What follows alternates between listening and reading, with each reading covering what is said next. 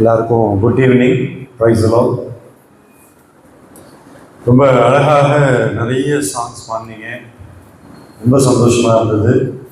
அதுக்கப்புறம் கோரியோ ரொம்ப அழகாக இருந்தது, ரொம்ப அழகான ஒரு நடனம். அதுக்கப்புறம் டாக் ஷோவும் ரொம்ப அழகாக இருந்தது. எல்லாத்துக்கும் முத்தாய்ப்பாக ஸ்கிட்டை வந்து கலக்கிட்டீங்க. ஒரு ஃபேமஸ் கிரிக்கெட்டருக்கு, உலக அறிந்த ஒரு கிரிக்கெட்டருக்கு ஃபாலோயர்ஸ் இருக்கலாம், உலக அறிந்த ஒரு நடிகருக்கு மெச்சோ படித்த ஃபாலோயர்ஸ் இருக்கலாம், உலக அறிந்த ஒரு அரசியல்வாதிக்கு ஃபாலோயர்ஸ் இருக்கலாம். அவங்கெல்லாம் வர்றாங்கன்னா பெரும் பெரும் திரளாக அந்த கவர்ச்சியை நோக்கி கூட்டமாக கூடி வருவார்கள். ஆனால் இந்த கூட்டம் பின்னாடி பேனர்ல இருக்கு, ஸ்டூடெண்ட்ஸ் ஃபார் ஜீசஸ், இயேசு என்கிற ஒருவருக்காக இந்த கூட்டம் இங்கே இருக்கு. கர்த்தருக்கு நம்ம கரங்களை தட்டி கர்த்தரை உயர்த்துவோம். ரைட். நானும் வந்து ஸ்டூடெண்ட்ஸ் ஃபார் ஜீசஸோட ப்ராடக்ட் தான். 20 ஆண்டுகளுக்கு முன்பாக ஆண்டவரை ஏற்றுக்கொண்டு ரட்சிக்கப்பட்டேன். சர்டிஃபிகேட்ல கிறிஸ்டியனாக இருக்கிறது பயனல்ல. 18 ஆண்டுகளுக்கு முன்பு சித்தேரி மலையில் முழுகி ஞானஸ்தானம் பெற்று அந்த ஒரு ஹெவனை வந்து நம்ம தமிழ்நாட்டிலே பார்க்கலாம்னா we have to visit Chitteri hills.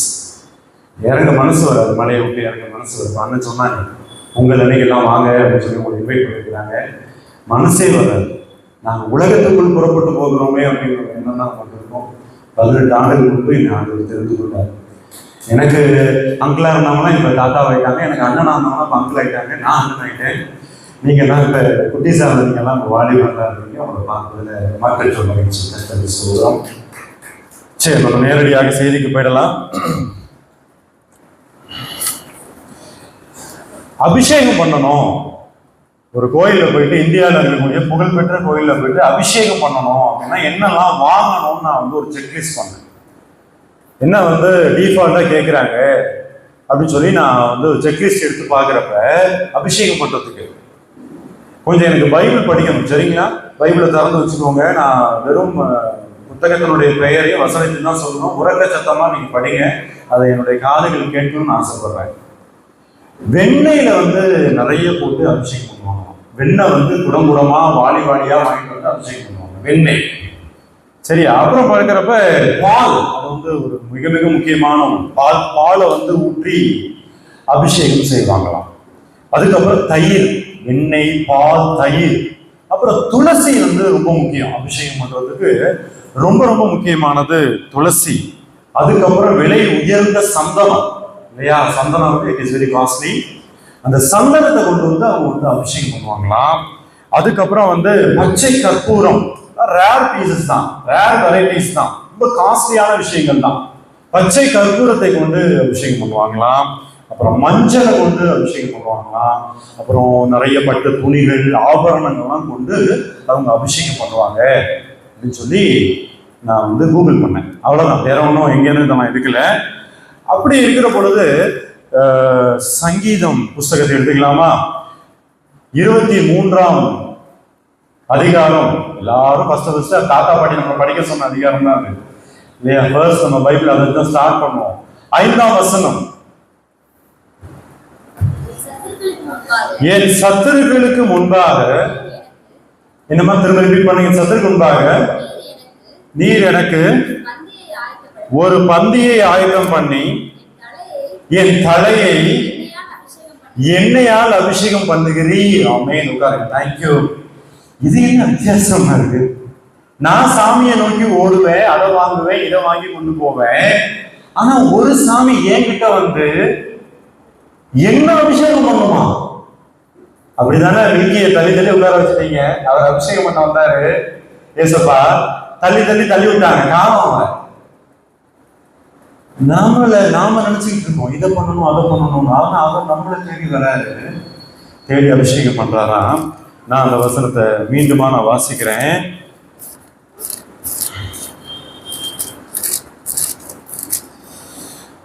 என் சத்துருக்களுக்கு முன்பாக அவர், நம்மளுடைய காடுடைய ரிவெஞ்சே வேற மாதிரி இருக்குங்க.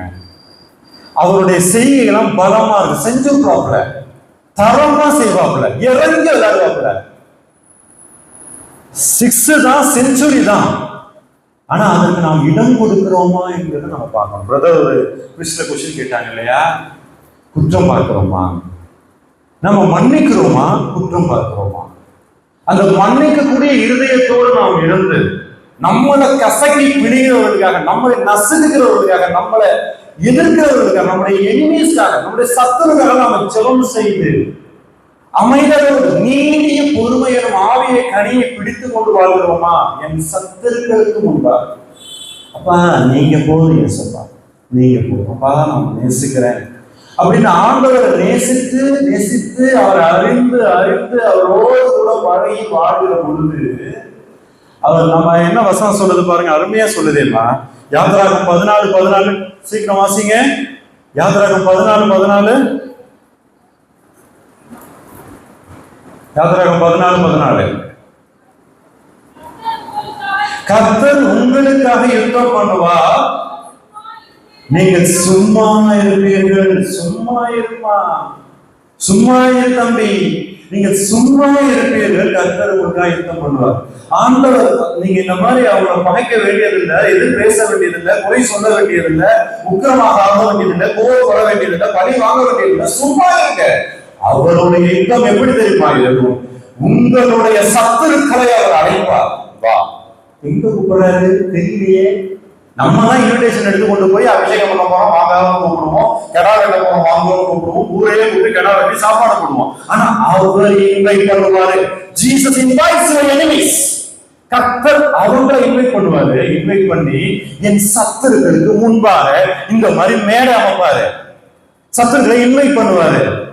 சத்துரு முன்பாக என்ன செய்வாரா, நீர் எனக்கு ஒரு பந்திய ஆயத்தம் பண்ணுவாரு. ஃபீஸ், விருந்து, சாப்பாடு, வாங்க என் பிள்ளைய நான் எப்படி ஆசீர்வதிச்சிருக்கேன். யாரை எதிர்க்கிறீங்க, யாரை எதிர்க்கிறீங்க? அவன் என் கண்ணின் மணி, உன்னை தொடுகிறவன் கண்ணின் மணி. அப்படி ஒரு பிரியமான தெய்வம், அப்படி ஒரு பிரியமான தெய்வமா நம்மளை எவ்வாறு நேசிக்கிறார் பாருங்க. நாம ஒரு உதாசீனப்படுத்திடுறோம், தூக்கி எரிஞ்சிடணும். நீடிய பொறுமை நம்ம கிட்ட இல்லை, ஆவியின் கண் நம்ம கிட்ட இல்லை. நாம ரியாக்ட் பண்றப்ப அவருக்கு அந்த வேலை என்ன செய்யறாரு? பந்தியை ஆயத்தப்படுத்தி என் தலைய அவர் உட்கார வைப்பாராம். ஒரு அருமையான ஒரு சேர் ரெடி பண்ணுவாராம். உட்காரு, வா, நீ எங்க தோத்து போன, யாருக்கிட்ட தோத்து போன, யார் உன்னை அவமானப்படுத்தது, யார் உன்னை தூக்கிட்டு தள்ளுனது, யார் உன்னை எட்டி உதைத்தது, வா, எல்லாரும் இன்வைட் பண்ணிருக்கிறோம், வா அப்படின்னு சொல்லி உட்கார வச்சு அவர் எண்ணெயை ஊற்றுவார். அவர் நம்ம தலையில எண்ணெயை ஊற்றி அபிஷேகம் பண்ணுகிறேன். என் பாத்திரம் நிரம்பி வழிகிறது. பழி வாங்குதல்னா இப்படி இருக்கும். பழி வாங்குதல் யாருடையது? கர்த்தர். என்ன பாருங்க, நம்மளை அவர் எவ்வாறு நேசிச்சிருக்கிறாரு பாருங்க. நம்மளை அவர் அபிஷேகம் பண்ணுறார். அபிஷேகம் பண்றதுக்கு டிக்கெட் வாங்கிக்கிட்டு விஐபி லிஸ்ட புக் பண்ணிட்டு நிக்கிறாங்கம்மா, பணம் கட்டுறாங்கம்மா, தேச காத்துக்கிட்டு இருக்கிறாங்கம்மா. இன்னும் இயேசு நம்மளை அபிஷேகம் பண்றாருமா. அப்புறம் என்னென்னமோ செய்யறாருப்பா. அவர் நம்மளை ஒரு மேன்மையான படைப்பாக நினைச்சிருக்கிறார். அதனாலதான் சத்துரு நம்மளை மோசமான படைப்பாக மாற்றி இருக்கிறான். நம்ம வாயில தீமைகளை, பொய்களை விதைச்சு நம்மளுடைய மேன்மை இழக்க செய்யறான். நம்ம பிறரை குற்றப்படுத்தி பேசி நம்முடைய மேன்மையை இழக்க செய்யறான். நாம ஜாதி பார்க்க வச்சு நம்முடைய மேன்மையை இழக்க செய்யறான். குடி வெறிகளாக்கி நம்முடைய மேன்மையை இழக்க செய்யறான். இச்சைக்குள்ள விட வச்சு நம்முடைய மேன்மையை இழக்க செய்யறான். ஆனா ஆண்டவர் நம்மளை மேன்மையா உண்டாக்கி இருக்கிறாரு. சங்கீதம் 8:5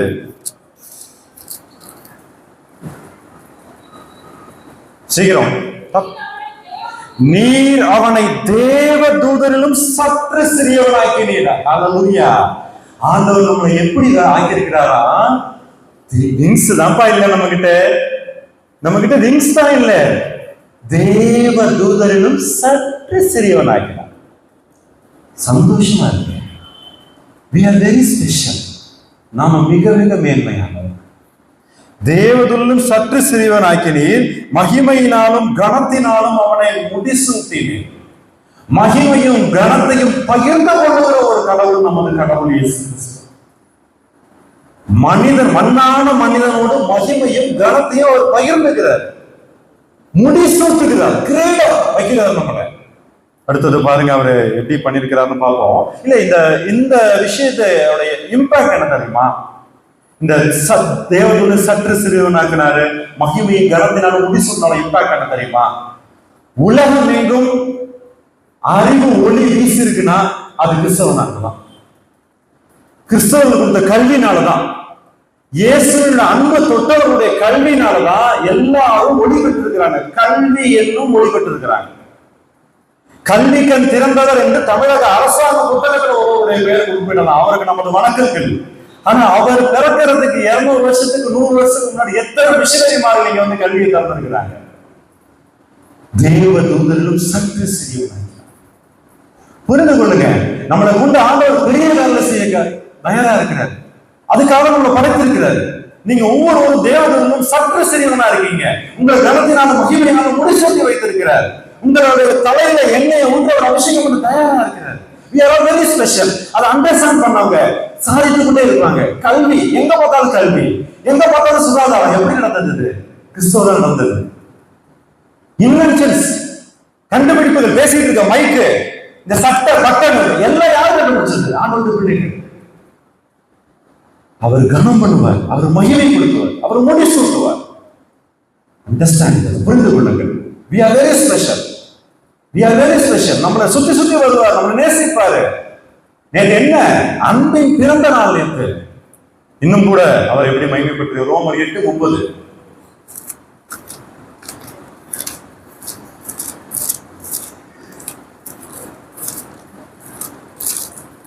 சீக்கிரம் வாசிங்கம்மா, ஸ்பீட் பத்தலையே. எவர்களை முன்குறித்தாரோ அவர்களை அழைத்திருக்கிறார். உங்க எல்லாரும் அழைச்சிருக்கிறாரு. அடுத்த ஸ்டெப் பாருங்க. உங்களை அழைச்ச பிறகு அவர் எக்ஸ்பெக்ட் பண்ற ஃபர்ஸ்ட் பாயிண்ட் என்ன தெரியுமா?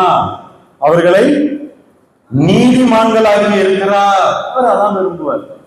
நான் உன்னை மகிமைப்படுத்துறேன், நான் உன்னை கனம் பண்றேன், நான் உன்னை ரொம்ப விரும்புறேன், ஆனா நீ நீதிமான கஷ்டமாச்சே. That is tough, very very tough, very very tough. இந்த காலத்துல போய் நீதிமானம் நடக்கிறாங்க. லஞ்சம் கொடுக்காம, பொய் சொல்லாம, என்ன பேசுறீங்க? இரு, நான் சத்துருவின் பாவம் பந்தி ஆயத்தப்படுத்தி ஒரு தலையை அபிஷேகம் சொல்றாரு. இரு, நீதிமான்களாகி என்ன செய்யறாரோ பாருங்க. எவர்களை நீதிமான்களாகிறாரோ அவர்களை மகிமைப்படுத்தி இருக்கிறார். அந்த க்ளோரி அப்படிங்கிற விஷயத்தை நம்மளோட அவர் ஷேர் பண்றாரு பாருங்களேன். இது எவ்வளவு பெரிய விஷயம். நம்மள அவருடைய மகிமையை அவர் என்ன பண்றாரு? நம்மளோட பகிர்ந்து கொள்ளுகிறார். இன்னும் கூட நான் ஒரு முக்கியமான விஷயத்தை சொல்ல விரும்புறேன். இந்த கடவுளை பத்தி, இந்த கடவுள் நம்மளோடு கூட வைத்திருக்க நேசத்தை பத்தி. ஆதியாகமம் 1:27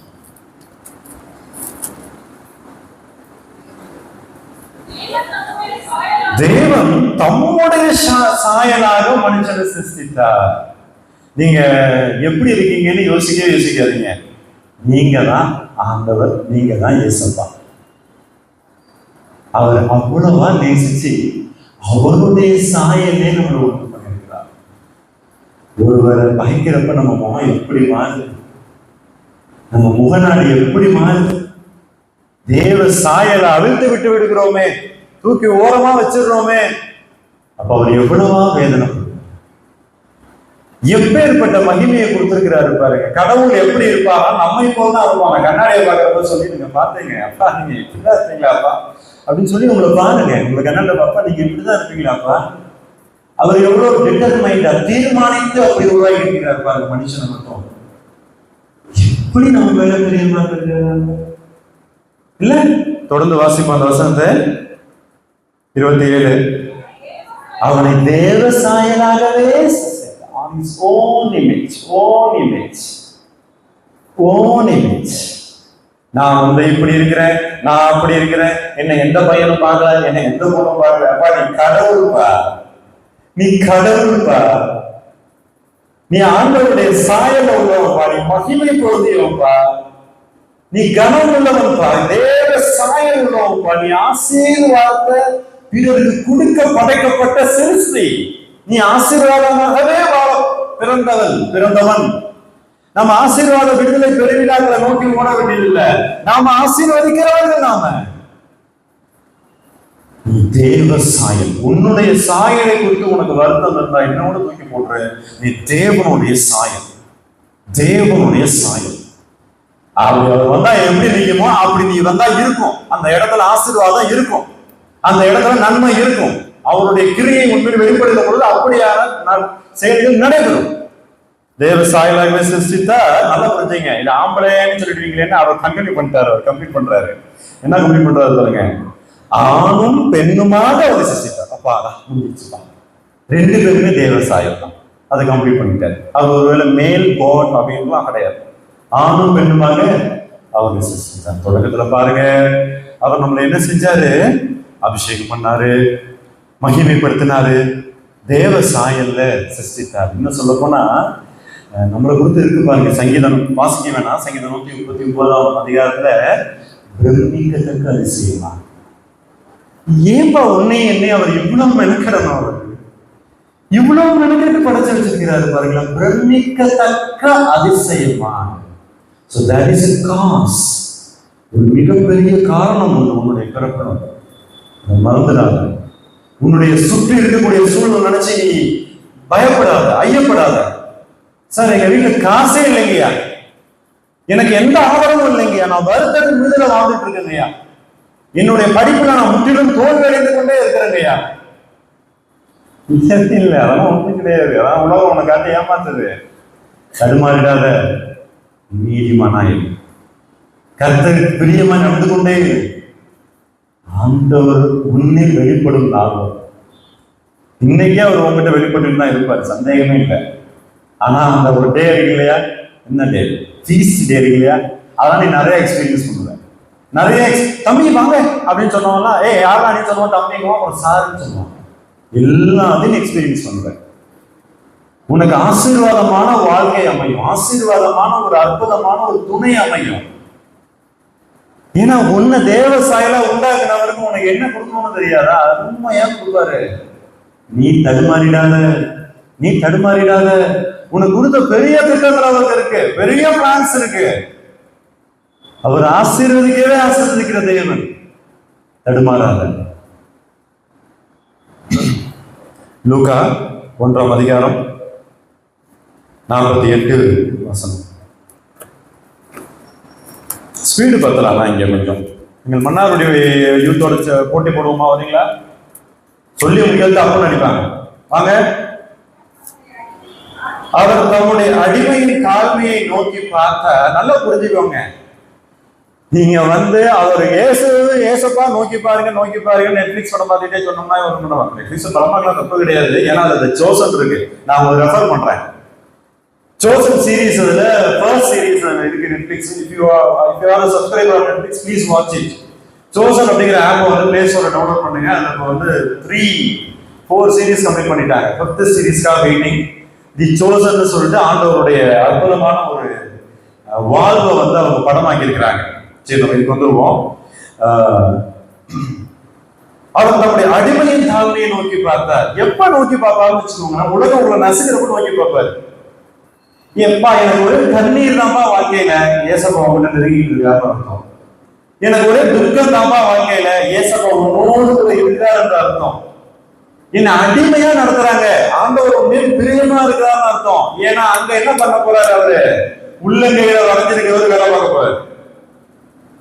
அடிமையின் தாழ்மையை நோக்கி பார்த்தா, இதோ இது முதல் எல்லா சந்ததிகளும் என்னை பார்க்கிறது என்பார்கள். மரியாதை இன்னைக்கு உலகமே கொண்டாடியது. ரோம சாம்ராஜ்யம் எதிர்த்த ரோம சாம்ராஜ்யம் இன்னைக்கு புகழ்பாடி கொண்டு இருக்கிறது. மரியாதை அப்படி இருக்கும் அவர் கொடுப்பது. கர்த்தருடைய ஆசீர்வாதம் அப்படியாக இருக்கு. அடிமையாக கடந்த அந்த பெண்மணி என்ன ஆக்கினார்? அவர் பாக்கியவதி ஆக்கினார். அப்படிதான் நம்ம ஆசீர்வதி விரும்புறாரு. உத்தமமான ஒரு வாழ்க்கை, நீதி உள்ள ஒரு வாழ்க்கை நம்ம வாழ்கிற பொழுது ஆண்டவர் சதா என்று நம்ம தூக்கி நிறுத்துவார். இப்படிலாம் அழுத்தலாம் மாட்டார். அது ஒரு மாதிரி பிளேஸ் பண்ணுவார். மரியாதை ஆசீர்வதித்த தேவன் நம்ம ஆசீர்வதிப்பார். மோசஸ் அவன் ஒரு ஊனம்ங்கிறார், அவரை திக்கு வழிங்கிறாரு.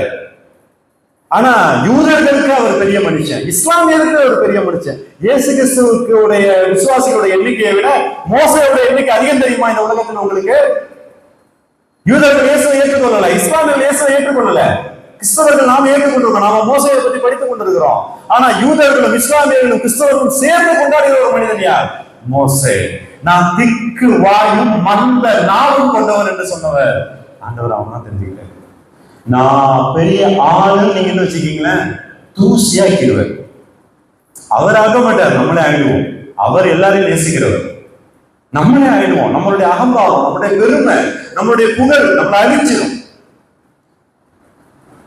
தாழ்மையா நம்ம இருக்கணும், நீதியா இருக்கணும். சர்ச்சை அட்டன் பண்ணாத வாலிப பிள்ளைகள் தெரியும் எனக்கு. ஆனா கம்யூனிட்டி சர்வீஸ்க்கு வந்து முட்டி போடுவாங்க. அவங்க முட்டி போடுறப்ப என்ன பண்ணுவாங்க? கால்களை தேய்த்து கழுவிட்டு முட்டி போடுவாங்க. ஏன் அப்படின்னா அந்த கால் வந்து கிளீனா இருக்கணுமா. அவங்களுடைய ஆட்கள் அங்க பார்ப்பாங்க. அவங்க உட்கார்ந்து கிறிஸ்டியன்ஸ், சோ கால்டு கிறிஸ்டியன்ஸ். வாலிபர்களை பத்தி பேசிட்டு இருக்கேன். இப்படியான வாலிபர்கள் பேச நான் கேட்டதே நான் உங்களோட பகிர்ந்து இருக்காதீங்க. அடிமை மாதிரி உங்க வாழ்க்கை இருக்குன்னா உங்களை ஆண்டவர் ஆசீர்வதிப்பாங்க. தாழ்மையா இருங்க, தாழ்மையா இருங்க, நீதியை நடப்பீங்க. அதனால நீங்க என்ன இழந்தாலும் கவலைப்படாதீங்க. அவர் ஆசீர்வதிப்பார், அவர் ஆசீர்வதிக்கவே ஆசீர்வதிப்பார்.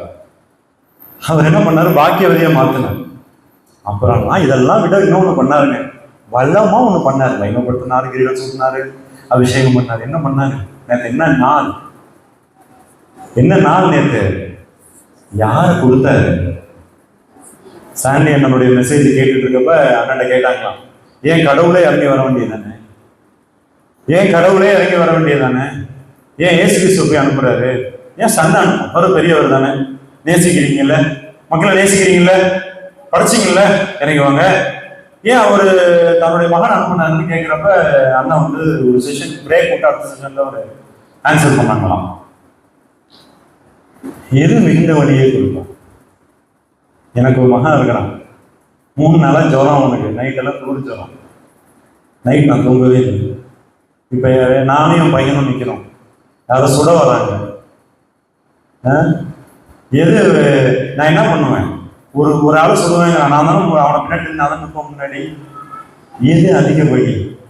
பிள்ளையை இழப்பது தானே அதிகம். தான் வந்து செத்து போயிடும், தான் வந்து செத்து போயிடும். மகன், தன்னுடைய மகனை ஆபிரகாமுடைய பிள்ளையின் மீது கையை போடாதுன்னு சொன்னாங்க தேவன். என் அப்பா யாரை கொடுத்தாரு? அவருடைய பிள்ளையை. அவர் யாரையும் அந்த துக்கத்தை அனுபவிக்கவே விடலை. அந்த துக்கத்தையும் தானே அனுபவிச்சோம். இயேசு கிறிஸ்துவோட பாடங்கள் தானே உங்களுக்கு தெரியும். இந்த இயேசு கிறிஸ்து பட்ட பாட பார்த்த என் தேவனுடைய துக்கம் அவங்களுக்கு கொண்டு வந்திருக்கீங்களா? என்னைக்காவது அவர் எவ்வளவு துக்கப்பட்டிருப்பாரு தெரியும்? நமக்காக தன்னுடைய சொந்த குமாரனுக்கு பாராம கொடுத்தார். அந்த வழி அவருக்கு தெரியும். அவர் வந்து சிலுவையில சத்தம் போடுறப்ப தன்னுடைய முகத்தை நினைச்சு அப்பா அப்பா அப்படின்னு அவர் கூப்பிடுறப்ப அவர் கடினமாக இதயத்தை வச்சு நம்மளோட நேசித்தார். நம்மளை எப்படியா நேசித்தார்? நம்ம எவ்வளவு மேன்மையானவர்கள் அவர் நினைக்கிறார். Please understand. தயவு செய்து புரிந்து கொள்ளும். நம்ம உங்களுடைய தகப்பன்மார் பெற்றோருக்கு உங்களுடைய மரியாதை தெரியல நீங்க நினைக்கலாம். அப்படிப்பட்ட பெற்றோராக இருக்கலாம். ஆனா ஆண்டவருக்கு உங்களுடைய வேல்யூ தெரியும். You are most value. ரொம்ப ரொம்ப விசேஷமானவங்க நீங்க ரொம்ப ரொம்ப விசேஷமானவங்க. Please understand. ராஜகுமாரனை தந்தார். ராஜா தனது ராஜகுமாரனை தந்தார். டேவிட் கிங்கானவர் பார்த்தீங்களா? அவர் என்ன பண்ணிட்டு இருந்தாரு? இவனை கொண்டு நிறுத்துங்க ராஜாவா, அவனை நிறுத்துங்க ராஜாவா அப்படின்னு சொல்லிட்டு இருந்த எல்லாரும் என்ன பண்ணாரு? ஆண்டவர் தள்ளி போட்டாரு. அப்ளிகேஷன் போட்டு காத்துட்டு இருந்தாலும் தள்ளிடுவார். இன்ஃபுளுயன்ஸ் பண்ண நினைக்கிற எல்லாரும் தள்ளிடுவாரு. ஜாதியை வச்சு உள்ள நினைக்கிற எல்லாரும் தள்ளிடுவாரு. நான் அவனை பிடிச்சான் எவனை பிடிச்சாங்க தள்ளிடுவாரு. பண பெட்டியை வச்சிருக்கணும் தள்ளிடுவார் ஆண்டவர். அவன் பாட்டுக்கு துதி எப்பொழுதும் என் வாயில் இருக்கும்னு சொல்லிட்டு ஆடு மேய்ச்சிட்டு இருந்தவன் கூப்பிட்டு கொண்டாரு. அவர் அப்படிப்பட்ட தாழ்மையுள்ள இருதயம் தான் விரும்புகிறார். இரவும் பகலும் அவருடைய வேதத்தில் தியானமா இருக்கிற மனுஷன் பாக்கியவான்னு சொன்ன மனுஷன் ஸ்லிப்பானாயா? பத்சேபாவோடு அவன் பாவம் செய்த பிறகு சரி பாவம் மன்னிச்சிருக்கேன்னு வரலப்பா, மறுபடியும் என்ன செஞ்சான்? தொடர்ந்து பாவம் செய்தான். அவங்களுடைய கணவரை கொன்றான். பாவம் தொடரும். வாலிபனே, நங்கையே, அவர் உன்னை வெறுக்கல, அண்டர்ஸ்டாண்டிங், உன்னை அவர் வெறுக்கல, நீ செய் பாவத்தான் அவர் வெறுத்தார். திரும்ப அவன் ஒப்புரவாயிட்டான். திரும்ப ஒரு ஆண்டவர் ஒரு ஊழியக்காரர் எச்சரிக்கிறார் தாவீதை, பெரிய பிரச்சனையை நீந்தாண்டா அப்படிங்கிறார். எப்பேற்பட்ட ஒரு கர்த்தருக்கு பிரியமான தாவீது, குப்பையிலிருந்து உயர்த்தப்பட்டு அரியணையில ஏற்றப்பட்ட தாவீது தவறு செய்யலாம். நான் தவறு செஞ்சுட்டேன், நீ நினைக்கிறியா? யோசிக்காத உடனே ஆண்டவர் வந்தார். அப்படி ஆண்டவர் தாவீதை ஏத்துக்கலன்னா இந்த ஜீவ புஸ்தகத்துல தாவீதோட பேர் இருந்திருக்கு. ஏத்துக்கிறார் ஆண்டவர், ஏத்துக்கிறார். அவர் பாவத்தான் இருக்கிறார். ஒருவேளை அந்த பாவத்தில் சுழன்று கொண்டு இருந்தால் உடனே இல்லவா? அவர் பாவத்தான் இருக்கிறார். உன்னை இருக்கிற உன்னை மேன்மையாக வைக்க விரும்புகிறார், உன்னை மகிழ்ப்படுத்த விரும்புகிறார், உன்னை நேசிக்கிறார், உன்னை அரவணைக்க விரும்புகிறார். தனது மகனையே கொடுத்திருக்கிறார். உடனே அது வெளியில அவர் உன்னை நேசிக்கிறார். கர்த்தர் உன்னை நேசிக்கிறார். எப்படி நம்மளை அபிஷேகம் பண்ற ஆண்டவர் நாம எப்படி ஆராதனை செய்யறது? சொல்லுங்க பார்க்கலாம். நாம எப்படி ஆராதனை செய்யலாம்னா, ஆபாச படங்களை பார்க்காம தவிர்ப்பதே ஒரு ஆராதனை தான். இன்னைக்கு நான் இச்சையில விடாம இருந்துட்டு ஆண்டவரே உண்மை ஸ்தோத்திரிக்கிறேன் ஆண்டவரே, நான் இன்னைக்கு எந்த இச்சையில விடாண்டவரே நான் உண்மை ஸ்தோத்திரிக்கிறேன் ஆண்டவரே, அது ஒரு ஆராதனை. ஏன்னா நீ என்ன பண்ணிட்டு உன்னுடைய இருதயத்தை ஆண்டவர்கிட்ட கொடுத்துட்டேன். அவர் உன் இருதயத்தை கேட்கிறார், அவர் மஞ்சளையோ கற்பூரத்தையோ கேட்கல. உன்னை வெறுப்பவரை நீ நேசிப்பது ஒரு ஆராதனை. தப்பா? சாதாரண விஷயமா அது? கிறிஸ்தவங்களா வாழ்றதுங்கிறது அவ்வளவு சாதாரண விஷயமா அது? உன்னை நீ வெறுக்கிறாங்கன்னா நீ அவங்கள மனசார நேசிது, அதுதான் ஆராதனை. அதுதான் ஆராதனை. Can you do it? வெளியரங்கமா செய்யற ஆராதனையே கிடையாது, ரகசியமா செய்யற ஆராதனை தான். 2 பேர் வந்தாங்களா? ஒருத்தன் உள்ள வந்தானா, நான் வாசிக்கிறேன், நான் 2 தடவை உபவாசிக்கிறேன், ரிஜெக்டட். நான் பைபிள் படிச்சுட்டு இருக்கேன், ரிஜெக்டட். நான் சர்ச் தொடர்ந்து அட்டெண்ட் பண்ணிட்டு இருக்கேன், ரிஜெக்டட். வெளில ஒருத்தவன் அவனை போடல இவனை போடல, நான் பரிசுத்தவாதி, ரிஜெக்டட். வெளில ஒருத்தவன் நின்றுட்டு என்ன சொன்னாரு? வானத்திற்கும் அப்பா நீ பெரியவர் ஆண்டவரே, வானத்திற்கும் தலையை தூக்கிறதுக்கு அவ்வளவு முடியல, பாவியாகி என்னை கிருபையாக அந்த சொல் அவன் நீதிமானாக்கப்பட்டு இல்லத்துக்கு சென்றான். அப்படிதான் உன்னுடைய தாழ்மையான ஆராதனை இருக்கும். அப்படிதான் உன்னுடைய ஆராதனை இருக்க வேண்டும். பெருமைக்காக புகழுக்காக இருக்கக்கூடவே கூடாது. நன்மை செய்தல் கடினம், அந்த கடினமே ஆராதனை. கர்த்தருக்கு பயப்படுவதே ஆராதனை. Discover all the things God hates and avoid them. That is devotion. கர்த்தர் வெறுக்கக்கூடிய எல்லாவற்றையும் மீண்டும் அதுதான் உகந்த ஆராதனை. Discover all the things God loves and embrace them. கர்த்தர் விரும்பக்கூடிய ஒவ்வொரு காரியத்தையும் செய், அதை கட்டி அணைத்துக் கொள், அதுதான் உகந்த ஆராதனை. சரியா? உகந்த ஆராதனை. புத்தி உள்ள ஆராதனை என்ன நம்ம பார்த்து நம்ம இறுதிக்குள்ளாக வந்துவிடலாம். ரோமர் 12:1.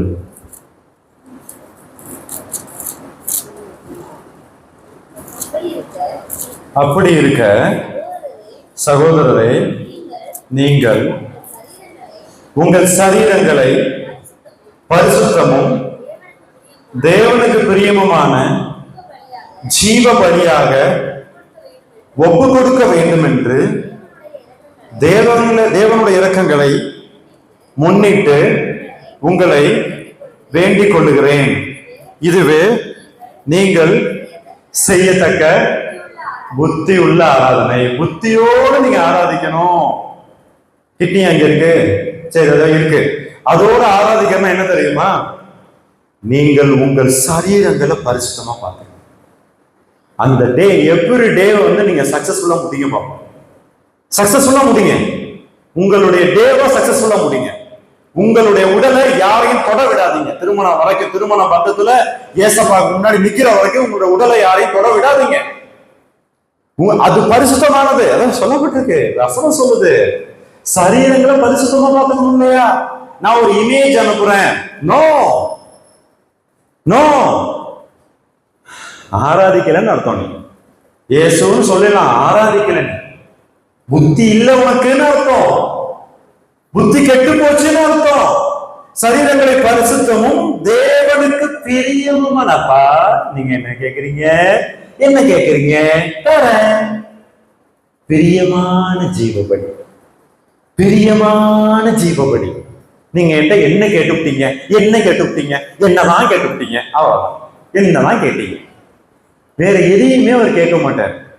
அவர்கிட்ட ஒன்ன கொடுத்துட்டேன்னா அவர் இங்க உட்கார வைப்பாரு, சத்துருக்களை கூப்பிடுவாரு. அமர்ந்த தண்ணீர் அண்டைன்னு வசனம் சொல்லுது. அதுல யாரும் வாய் வைக்க மாட்டாங்க. அதுல ஒண்ணுமே தண்ணி அப்படியே இருக்கும். உன்னை கொண்டு போய் விட்டு தண்ணி குடிட்டு கொஞ்சம் தண்ணி குடிக்கிறத பார்த்து ரசிப்பாரு. ஆனா நீ உன்னை கொடுக்கணும். என்ன கொடுக்கணும்? உன்னதான் கொடுக்கணும். சரியா? ஒப்பு கொடுக்க வேண்டும் என்று இதுவே நீங்கள் செய்யத்தக்க புத்தி உள்ள ஆராதனை. என்னுடைய செவியை நான் எதுக்கு கொடுக்க போறேன்? என்னை சுத்தி என் சொந்தக்காரங்க 2-3 பேர் அதை பத்தி அவங்கள பத்தி குறை சொன்னாங்கன்னா நான் அந்த இடத்த விட்டு எழுந்திரிச்சு வரணும். என் செவியை நான் ஆண்டு கொடுக்கணும். சொல்லுங்க, ஆமாங்க இப்படிதாங்க. என்னுடைய வாய் நாவுனால நீ யாரையாவது குறை சொல்றியா? மனிதர்கள் குறை உள்ளவர்கள் தான், மனிதர்கள் குறை உள்ளவர்கள் தான். பெருசுப்படுத்தாத. உன்னுடைய குறையை என்னுடைய குறையை ஆண்டவர் பெருசுப்படுத்தல இல்ல, நீ பெருசுப்படுத்தாத. நம்மளை விட பெரிய பாவியா நம்மளை எதிர்த்து செயல்பட்டு இருக்கிறவங்க நம்மளுடைய இருதயத்தை ஆழ்ந்து யோசிச்சு பாருங்க. நம்மளை விட மோசமானவங்க இருந்துட முடியும், செயல்களை நிகழ்த்தி இருந்தவங்க இருந்துட முடியும். நாவல தூய்மையாக பரிசுத்தமாக பக்தி விருத்துக்கு ஏதுவான வார்த்தைகளை பேச. நீங்க எல்லாம் நல்லா பண்ணீங்க. உங்ககிட்ட புன்னகை மிஸ் ஆச்சு. பற்கள் தெரியணும், அது ரொம்ப முக்கியம். அழகா சரிங்க. இனிமே பாடுகிற பொழுது, இனிமே ஆடுகிற பொழுது, ஏன் இது ஸ்டூடெண்ட்ஸ் ஃபார் ஜீசஸ். இயேசுவின் கூட்டம் இல்லையா? இயேசுவின் கூட்டம் இல்லையா? ஃப்ரம் த ஹார்ட் ஜீவ பலியா நில்லுங்க. யாரை பத்தி யோசிக்காது, யாரை பத்தி யோசிக்க. மேடை ஏறதெல்லாம் நான் நினைச்சே பார்க்காத. ரகசியத்தை புரிஞ்சு தாகம் உள்ளவன் மேல் தண்ணீரே. ஆண்டவர் மீது தாகமா உட்கார்ந்து பைபிள் படி. இந்த பிரதர் சொன்னார், எல்லாத்தையும் எனக்கு வேதாகமா கற்றுக் கொடுத்தது நான் மீ டூ ஐ செகண்ட். தாகத்தோடு படி. அவர் விளக்கங்களை கொடுப்பார். உங்க உயர்த்துறத கண்கூட பார்ப்போம். தேடுங்கள் தட்டுங்கள்னு சொன்னதுக்கு பணம் காசு கிடையாது. ஆண்டவருடைய அன்பை தேடு, ஆவியானவரை தேடு. அதுதான் அவருடைய கான்டெக்சுவல் மீனிங். அதுதான். கண்கள்ல இச்சை செஞ்சிடாத.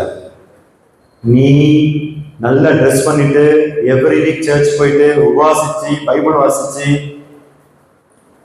தாழ்மையோடு உன்னை உன்னுடைய சரீரத்தை ஜீவ பலியாக ஒப்பு கொடுக்கிறது தான் புத்தி உள்ள ஆராதனை. கர்த்தர் நம்ம எவ்வளவு மேன்மையாக படைத்திருக்கிறான்னு பார்த்தோம். அதனாலதான் நம்மளால பரிசுத்தமா இருக்க முடியும். ஏன்னா பரிசுத்த பரிசுத்த பரிசுத்த எழுதப்பட்டிருக்க ஆண்டவர். அது நாம இல்லாம போகணுங்கிறதான் சத்துருவோட ஆசை. அவருடைய மகிமையை நமக்கு பகிர்கிறாரு. அதை நமக்கு மகிமையை நம்ம எட்டி காலால உதைக்கணுங்கிறதான் சத்துருவோட ஆசை. அவர் நம்மளை கனப்படுத்த விரும்புகிறாரு. அந்த கனத்தை நாம துச்சமா நினைக்கணுங்கிறதான் சத்துருவோட ஆசை. அவர் நம்மளை அபிஷேகம் பண்ண தயாரா இருக்கிறாரு. அதை இடம் கொடுக்கணும், அது வேண்டாம் அப்படின்னு தள்ளணுங்கிறதான் சத்துருவோட ஆசை. இத்தனை சத்துருவோட ஆசையை நிறைவேற்றாதீங்க. உங்களை நேசிக்கிற ஒரு அப்பா இருக்கிறாரு. ராஜகுமாரனை கொடுத்த அப்பா இருக்கிறாரு. அந்த சிலுவை மரணத்தை அனுமதிச்ச அப்பா இருக்கிறார். நம்மளை மேன்மையாக வைத்திருக்கிற அப்பா இருக்கிறார். உங்களை கொண்டு ஸ்டெயின் செய்ய மாதிரி அநேக ஊழியர்கள் மாதிரி. நான் ஒர்க் பண்ணிட்டு இருக்கக்கூடிய ஸ்கூலோடைய பேர் வந்து சென்னை. அவர் வந்து 150 ஆண்டுகளுக்கு முன்னாடி மன்னார்குடிக்கு வராரு. அங்க எத்தனை பேர் படிப்பறிவுனா யாருக்கும் படிக்கல. இப்போ படிப்பு பள்ளிக்கூடத்தை திறந்து விடுறாரு, எல்லாரும் வந்து படிங்க அப்படின்னு சொல்லி பள்ளிக்கூடம் நடந்துட்டு இருக்கு. 1921 27 செப்டம்பர் 15 நல்லா கவனமா செய்யுது, முக்கியமான போய் மகாத்மா காந்தி உலக தலைவர் அந்த ஸ்கூலுக்கு வராரு. மகாத்மா காந்தி மன்னார்குடிக்கு வந்திருக்கிறாருங்க. இந்த உப்பு சத்தியாகிரகம் வந்து நீங்க தஞ்சாவூர்ல இருந்து நீங்க திருத்துறைப்பூண்டி போனோம்னா அப்படிதான் வரணும். ரூட் என்னன்னு தெரியல எனக்கு. மன்னார்குடி, திருத்துறைப்பூண்டி, வேதாரண்யம். ஓகே, அந்த ரூட்ல வரப்ப அந்த ஸ்கூலுக்கு வரப்ப 2 ஸ்கூல், பெரிய ஸ்கூல் இருக்கு. ஒண்ணு என்ன பண்றான், இவன் என்ன கிறிஸ்தவன், என்ன எல்லாரும் உட்கார வைக்கிறான் ஐயா, எல்லாரும் உட்கார வைக்கிறான் ஐயா படிக்கிறதுக்கு. நமக்குன்னு அவாவுக்குன்னு ஒண்ணு கட்டிப்போன்னு ஒண்ணு கட்டிட்டான். 2 பெரிய ஸ்கூல் தான். அந்த ஸ்கூலுக்கு காந்தி போயிட்டு அவர் கேட்ட கேள்வி, இங்க எத்தனை சோ கால்டு அன்டச்சபிள் பாய்ஸ் படிக்கிறாங்கன்னு கேட்கிறாரு. ஒடுக்கப்பட்ட பிள்ளைகள் எத்தனை பேர் படிக்கிறாங்கன்றப்ப தலையை கீழே குனிஞ்சிட்டார் அந்த தலைமை ஆசிரியர். 1927, இன்னும் 3 வருஷத்துல 100 ஆண்டு தொடர்போது காந்தி வந்தேன். யாரும் படிக்கல, வந்துட்டாரு. பிள்ளை ஸ்கூலுக்கு வராங்க. இதே கேள்வி கேட்கிறாரு. வரிசையில நிறுத்தினாங்கப்பா அத்தனை மாணவர்களை. அதுதான்ப்பா தேவன் நம்மளை வைக்கக்கூடிய காரணம். பின்லே அப்படிங்கிற ஒரு மகான் ஒரு மனுஷன் he understood the Lord Jesus Christ. கர்த்தருடைய அன்பு ஒரு புரிந்து கொண்ட லவ் ஆஃப் ஜீசஸ் புரிஞ்சுக்கிட்டாரு. அத்தனை பேர் நிக்கிறாங்க, சல்யூட் அடிக்கிறாரு. பெரிய விஷயம் அதை அட்ரஸ் பண்ணிட்டு போயிருக்கிறாரு. மேடையில ஏறி பேசிட்டு போயிருக்கிறாரு. எப்படி இதை செஞ்சீங்க, இந்த காஸ்பல்ஸ் நீங்க டெய்லி படிக்கிறீங்க, நானும் அப்பப்போ படிக்கிறேன்னு சொல்லி காந்திஜி அவர் வந்து சாட்சி கொடுத்துட்டு போயிருக்காரு. எப்படி நடந்துச்சு? நான் தான் ஏற்கனவே சொன்னேன் இல்லையா, கல்வி, சுகாதாரம் என்று உலகத்தில் இருக்க சமாதானமே எல்லா மேம்பாட்டுக்கும் காரணம் தேவனுடைய பிள்ளைகள். அப்படியாக உங்களை அவர் ஆஸ்வதிக்க விரும்புறாரு. 47 ஒரு குழந்தை பிறக்குது. 62 இயேசுவை ஏத்துக்குது 15 வயசுல. மறுபடியும் பிறக்குது. 71 சித்தேரி மலையில உட்கார்ந்து பிரேயர் பண்ணுது 24 வயசுல. அதோட இம்பாக்ட் இங்க ஒரு கூட்டம் நடத்திட்டு இருக்கோம். சித்தேரி மலை எங்க இருக்கு, தஞ்சாவூர் எங்க இருக்கு. அவர் தான் பிரதர் ஸ்டான்லி இல்லையா? ஆண்டவரை நேசிங்க, ஆண்டவருடைய அன்பை புரிஞ்சுக்கோங்க. 24 வயசுல ஒரு வாலிபன் இப்படியாக ஒரு வளர்ச்சி, இப்படிப்பட்ட ஒரு சாம்ராஜ்யம் உருவாக்கப்படும். கர்த்தருக்காக இத்தனை மாணவர்கள் நிற்பாங்க, வாலிபர் நிற்பாங்கன்னு அவர் நினைத்து பார்த்திருப்பாரா? அவர் நல்ல பங்கை தெரிஞ்சுக்கிட்டார் ஸ்டான்லி பிரதர். அவருக்கு தெரியுது, புத்தி உள்ள ஆராதனை அவர் செஞ்சிருக்கிறார். அவருடைய மகிமையை கர்த்தர் தன்னை மகிமைப்படுத்த உணர்ந்திருக்கிறார். கர்த்தர் தன்னை கனம் பண்ணது உணர்ந்திருக்கிறார். கர்த்தர் தன்னை அபிஷேகம் பண்ணது உணர்ந்திருக்கிறார். அதனால நீதிமானா இருந்தாரு, தாழ்மையா இருந்தாரு. பண பெட்டிகளை, காணிக்க பெட்டிகளை இருக்கிற விடுதலை பெருவிழாக்கள் நடத்தினா இந்நேரம் அவருக்கு மிகப்பெரிய கோடீஸ்வரா இருந்திருக்க முடியும். மிகப்பெரிய கோடீஸ்வரா ஸ்டான்லி இருந்திருக்க முடியும். அவருடைய வேத அறிவு ஆற்றலுக்கு தூக்கி போட்டுட்டாரு. பெரியவங்களை பிடிச்சாதுன்னா பணம் வரும், வாலிபர்களை பிடிச்சா எப்படிப்பா பணம் வரும்? நீங்க சம்பாதிக்கணும் 10 வருஷம் ஆகும்பா, சுகம் கொடுத்தாதானப்பா பணம் வரும். பெரிய பெரிய கட்டடங்களை கட்ட முடியும். வாலிபர்கள்ட்ட போய் என்னப்பா காணிக்க வாங்க முடியும்? ஆனா அந்த அவர் நல்ல பங்கு தெரிஞ்சுக்கிட்டார், புத்தி உள்ள ஆராதனை செய்தார். இன்னைக்கு அதை விட்டு வெளில வந்து தனியா ஊழியம் செஞ்சுட்டு இருக்காரு. எங்க தெரியுமா? இருளர் மத்தியில அவருடைய மகள் ஊழியம் செய்துட்டு இருக்கிறாங்க, தொடர்ந்து ஊழியம் செய்து கொண்டிருக்கிறாங்க. ஸோ நம்மளாம் விசேஷித்தவர்கள், கர்த்தரை நேசிக்கிறார். கர்த்தர் நம்மளை மேன்மை உள்ளவராக படைத்திருக்கிறார். ஜெபம் செய்யலாமா?